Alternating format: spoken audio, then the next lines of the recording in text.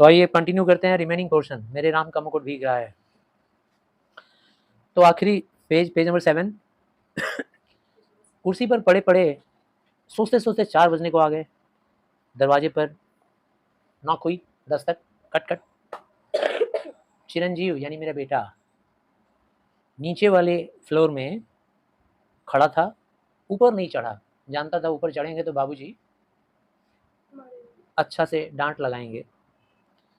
और वह जो लड़की थी जिसका नाम था कृष्णा, वो डरी डरी सी थी, क्योंकि भाई किसी के यहाँ रहने आए हैं, किसी के वो किसी और के घर की है, अपने पिता के दोस्त के पास आई थी।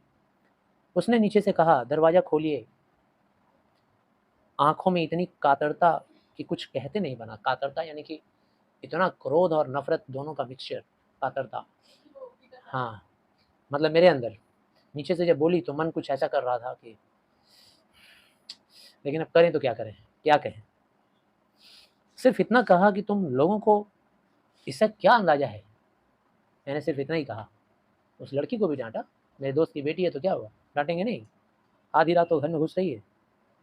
मैंने कहा कि तुम लोगों को कोई अंदाजा है कि हम लोग यहाँ कितने परेशान हैं। भोजन दूध धरा का रह गया, किसी ने भी छुआ नहीं। ना तो वो लड़की खाई, मेरी डांट से भी प्रभावित हुई होगी, डरी होगी। मेरा बेटा भी नहीं खाया, वो भी मेरा डांट सुन लिया होगा, समझ गया होगा। सबका मूड अपसेट। स्वास्थ्य की सांस लेकर बिस्तर पर पड़ा। स्वास्थ्य मतलब चलो शांति मिला, आ गया लड़का, लड़की भी आ गई। बिस्तर पे पड़े, अर्ध चेतना। अर्ध चेतना यानी सबकॉन्शियस, आधा चेतना में है आधा चेतना में नहीं है। कभी कभी ऐसी दशा तुम लोगों के साथ भी होती होगी। बिस्तर पे पड़े हो, कुछ सोच रहे हो, फिर अचानक वो सोच दिमाग से निकल गया, फिर यूं ही पड़े हो, फिर अचानक सोच आ जाती है। अर्ध चेतना कहते हैं उसे। फिर जहाँ खोया हुआ था वहीं लौट आया। थोड़ी देर तक दिमाग इधर आ गया था, बेटी और सॉरी मेरे दोस्त की बेटी और मेरे बेटे की तरफ। फिर वापस लौट आया वहीं, वो कौशल्या, वही राम, वही मुकुट। फिर लौट आया वहाँ। अपने लड़के घर लौटे बारिश से नहीं, संगीत से भीग कर। चलो अच्छा हुआ, सोचने लगा कि मेरा भी राम आ गया घर। इस बार बारिश से नहीं भीगा है राम, संगीत से भीग के आ रहा है। तो अच्छी बात है, संगीत से भीग कर आ रहा है। मेरी दादी नानी के गीतों के राम लखन सीता अभी भी वन वन भीग रहे हैं। लेकिन मेरी नानी दादी जो गाती थी और उसमें जो राम थे, मोरे राम के भीजे मुकुटवा, उसमें जो राम थे वो तो अभी भी भीग रहे होंगे कहीं ना कहीं। कौन से राम भाई? जो जिम्मेदार आदमी होता है, जो अपना घर बार छोड़कर निकल गया है, जो अपने कंफर्ट जोन में नहीं बैठा है, जिसके सिर पे ऐश्वर्य बांधा जाता है, वो जिम्मेदारी लेता है और उसको घर छोड़ना ही पड़ता है। तेज बारिश के पेड़ की छाया दुखद हो जाती है। जब तेज बारिश होती है ना, अब देखो यहाँ कैसा उदाहरण डाल दिए, इसका क्या प्रसंग है। जब तेज बारिश होती है तो पेड़ की जो छाया भी होती है ना, वो भी दुखद हो जाती है। कभी आपने देखा है तेज बारिश में कभी पेड़ के नीचे खड़े हो ना, और ज़्यादा पानी पड़ेगा तुम्हारे ऊपर। एक तो बारिश का गिर ही रहा है, ऊपर से हजारों पत्ते ऊपर, उनके उनके जल भी फिल्टर होकर तुम्हारे ऊपर गिरते हैं। तने पर टिके तो उसकी हर नस नस से अप्लावित होकर बारिश पीठ गलाने लगती है। जाने कब से मेरे राम भीग रहे हैं। और बादल है कि मूसलाधार ढरकाए चले जा रहे हैं। इन लाइन का कोई विशेष महत्व नहीं है, इसीलिए स्किप कर रहा हूँ, आगे बढ़ रहा हूँ। इतने में मन के एक चोर धीरे से फुसफुसाता है, राम तुम्हारे कब से हुए? तभी मेरे मन के एक कोने से आवाज़ उठती है, इतना राम राम सोच रहे हो, चर्चा कर रहे हो, राम का मुकुट, सीता का सिंदूर, लक्ष्मण का दुपट्टा, कब से हो गए भाई राम तुम्हारे? मतलब तात्पर्य, तुम बाप हो ना, ये बेटा तुम्हारा कब से बेटा हो गया? हर माँ बाप को ऐसी सोच लानी चाहिए, बेटे बेटी जब बड़े हो जाएं तो। देखो, हमारे भारत में बहुत दूर तक कुछ सोच ऐसी होती है कि बेटा बड़ा होगा तो हमको देखेगा। लेकिन जब बहुत शिक्षित हो जाता है बेटा, तो देखना, कभी बाप के साथ रह पाता है? कभी नहीं। शिक्षित शिक्षित होने के बाद वो विदेश चला जाता है, बाहर चला जाता है। कैलकाटा से पढ़ के निकला, बैंगलोर चला जाएगा, दिल्ली चला जाएगा, मद्रास चला जाएगा काम करने के लिए, कोलकाता में नहीं रहेगा। और तुम्हारे बूढ़े माँ बाप जहाँ पे रहे हैं वो लोग वहीं रहना चाहेंगे।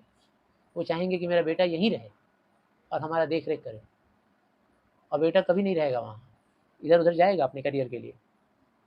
तो फिर बेटा अपना बेटा रही कहाँ गया, है ना? समझ रहे हो कि नहीं मेरी बात? जिसके व्यक्तित्व के ताने बाने तार तार होकर अलग हो गए हों, तुम्हारे कहे जाने वाले कोई हो भी सकते हैं, वह तुम कह रहे हो मेरे राम। और चोर की बात सच लगती है, मन कितना बटा हुआ है, मनचाही और अनचाही दोनों तरफ की हजार चीज़ों में। जो इम्पोर्टेंट है वही बता रहा हूँ, अनइम्पोर्टेंट को स्किप कर रहा हूँ। दूसरे कुछ पतिताएं भी अपने ही भीतर प्रतीति नहीं होती कि मैं किसी का हूँ या मेरा कोई है। मतलब मन के अंदर से ये सोच आ रही थी कि क्या बेटा मेरा है, क्या मैं उसका पिता हूँ। मैंने थोड़ी देर पहले कहा ना, हर माता पिता को ऐसा सोचना चाहिए। उम्मीद छोड़ दो, बहुत योग्य लड़का होगा तो तुमको मनी ऑर्डर भेज देगा, पैसा ले लो, काम चलाओ, ठीक है ना? वो कभी तुम्हारे पास आके रहेगा नहीं, अपना करियर देखेगा, अपना बीवी बच्चा देखेगा, उसका भी फैमिली हो जाएगा, वो नहीं देखेगा फिर। हाँ, जो कम पढ़े लिखे होते हैं, थोड़े कमज़ोर टाइप के होते हैं, स्किल वाला काम करते हैं, वो लोग रहते हैं अपने मम्मी पापा के साथ, है ना? तो यही चिंता थी कि क्या मैं किसी का हूँ या कोई मेरा है। वह चिंता क्या पराये के लिए होती है, वह क्या कुछ भी अपनी नहीं है। फिर इस अपने अनमनेपन में ही क्या राम अपनाने के लिए हाथ नहीं बढ़ाते आए। क्या न कुछ होना और क्या और न कुछ बनना ही अपनाने की उनकी बड़ी हुई शर्त नहीं है। ये सब को स्किप करो, ये जो लाइन्स है इसमें ये बात जानना ज़रूरी है, जेनरेशन गैप, यानी कि जो पीढ़ी होता है ना, पीढ़ी के अंदर एक गैप आता है। तो माता पिता का सोच अलग रहता है, बच्चों का सोच अलग रहता है। माता पिता हमेशा ही चिंतित रहते हैं, किसके बारे में? बच्चे के बारे में। बच्चा बूढ़ा तक हो जाता है तब तक चिंतित रहते हैं, मानने को तैयार ही नहीं होते हैं कि मेरा बेटा इतना बड़ा हो गया कि वो सब कुछ कर सकता है। और बेटा बड़ा होकर के ये मानने को तैयार नहीं है कि अब मैं उस घिसी पिटी परंपरा में जो पापा रहते थे उसमें मैं रहूँगा। उसकी अलग सोच होती है।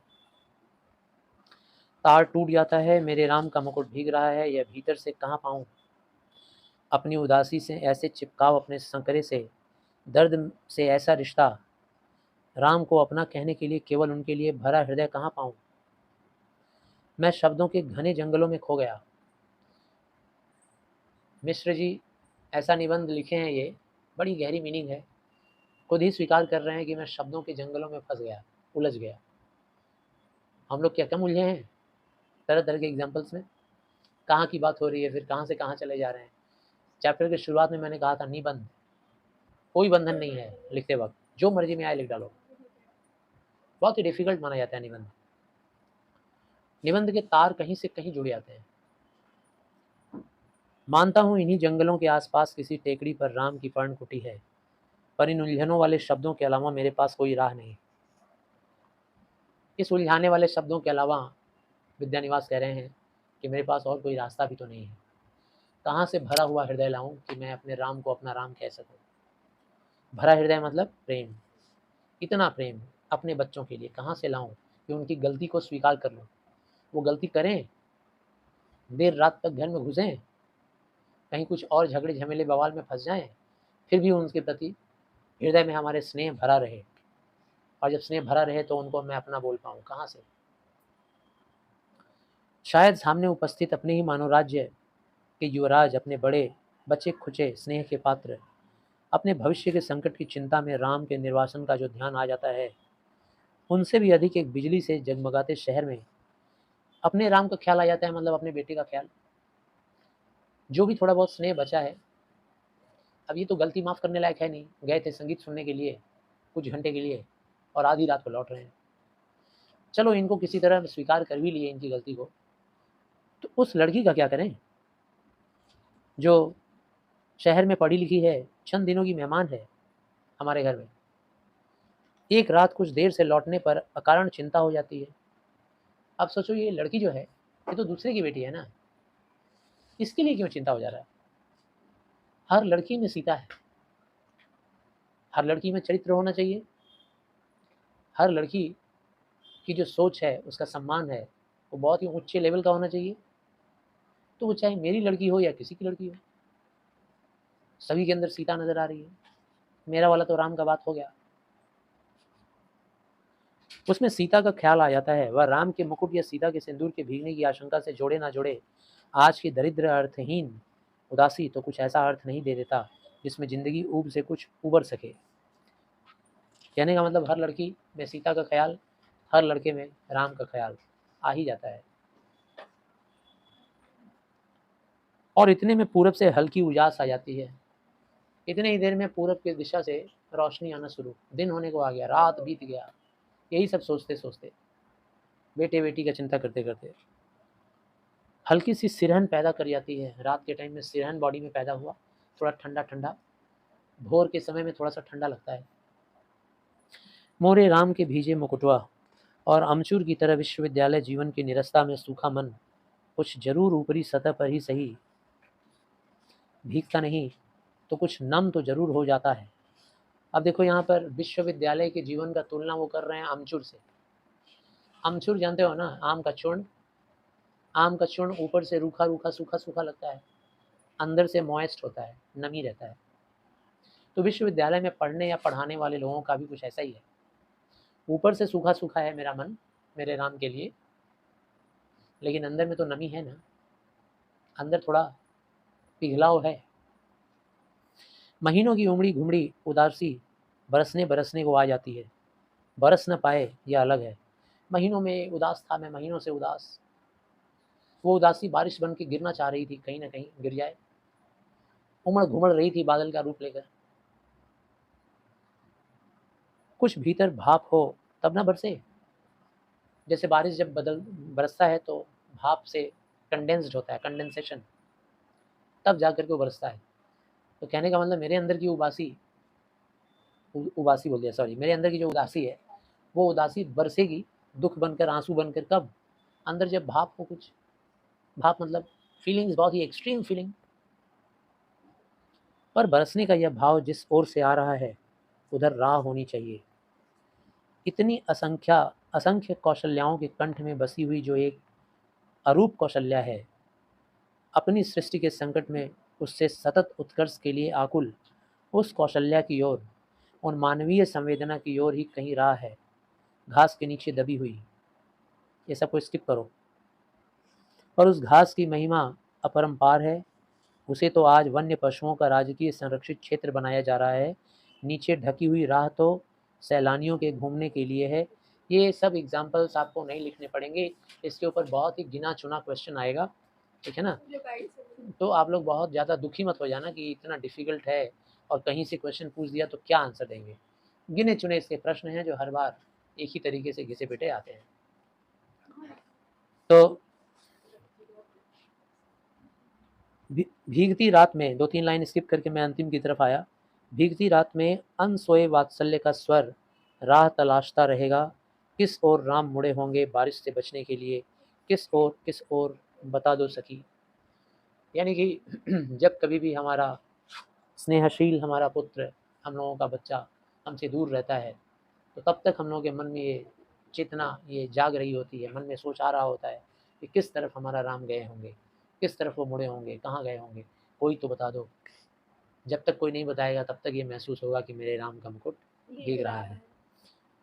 तो आशा करते हैं जितना सुने समझ में आया, और इसके ऊपर क्वेश्चन बहुत जल्दी डिस्कस कर देंगे और आप लोग का टेस्ट लेंगे बहुत जल्दी। हाँ, इसी चैप्टर